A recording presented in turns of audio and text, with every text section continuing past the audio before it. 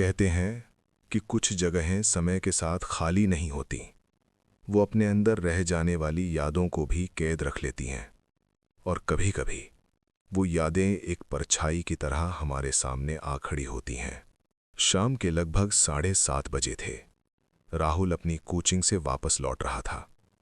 रास्ते में उसकी गली के आखिर में एक पुराना बंद पड़ा घर था, जिस पर हमेशा ताला रहता था।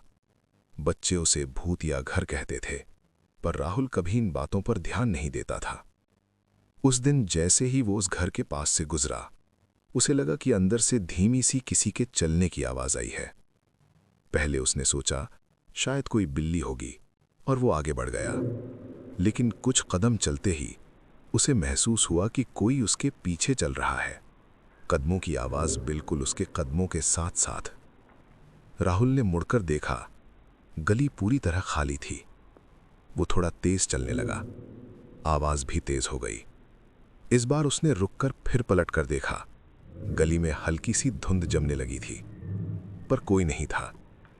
राहुल अब घर की तरफ लगभग दौड़ने जैसा चल रहा था। जैसे ही वो अपने घर के गेट तक पहुंचा, उसने पीछे से दरवाजे बंद होने की एक जोरदार आवाज सुनी, उसी पुराने घर से। उसका दिल तेज धड़कने लगा, लेकिन घर पहुंचकर उसने खुद को समझाया, शायद हवा से हुआ होगा। अगली रात राहुल पढ़ाई कर रहा था कि तभी नीचे वाले दरवाजे पर धीमी धीमी दस्तक हुई। उस समय रात के लगभग 11 बजे थे। राहुल की मां सो चुकी थी, इसलिए वो खुद नीचे गया। जैसे ही उसने दरवाजे के पास कदम रखा, दस्तक बंद हो गई। उसने झिर्री से बाहर झांका, कोई नहीं था। राहुल ने दरवाजा खोला। बाहर गली बिल्कुल शांत थी, लेकिन तभी उसकी नजर दाईं तरफ गई। पुराने घर का दरवाजा आधा खुला था। राहुल वहीं जम गया। सुबह से वो दरवाजा बंद था। उसी पल उसे लगा जैसे कोई उस आधे खुले दरवाजे की ओट से खड़ा होकर उसे सीधे देख रहा है। चेहरा नहीं दिख रहा था, बस एक मानव आकृति जैसी परछाई बिल्कुल स्थिर। राहुल को ऐसा लगा जैसे उसके पैरों में जान ही नहीं बची। उसने बिना कुछ बोले दरवाजा बंद किया और ऊपर भाग गया। अगले दिन राहुल ने अपने पड़ोसी अंकल से पूछा, वो पुराना घर रात को क्यों खुला रहता है? अंदर कौन रहता है? अंकल ने हैरानी से कहा, बेटा वो घर तो 10 साल से बंद है और उसकी चाबी भी मेरे पास ही है। राहुल डर के साथ बोला, लेकिन कल रात वो खुला था और उसमें कोई था, कोई परछाई।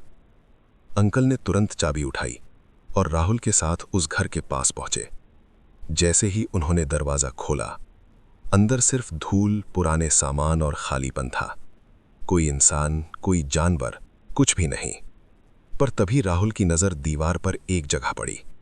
वो धूल से भरी थी, सिवाय एक साफ हाथ के निशान के, जैसे किसी ने वहां खड़े होकर सहारा लिया हो। राहुल का गला सूख गया। अंकल बोले, ये निशान कल तक नहीं था। राहुल ने धीरे से कहा, वो वहीं खड़ी थी, दरवाजे के पीछे। अंकल ने उसकी तरफ देखा, समझ नहीं पाए, पर राहुल जानता था कि उसने किसे देखा था। कुछ परछाइयां इंसानों की नहीं होती, वो जगहों की होती हैं, और वो तब तक वहीं रहती हैं जब तक कोई उन्हें देख ना ले। राहुल ने उसे देख लिया था, इसलिए वो परछाई अब भी उसी घर में उसका इंतजार करती है।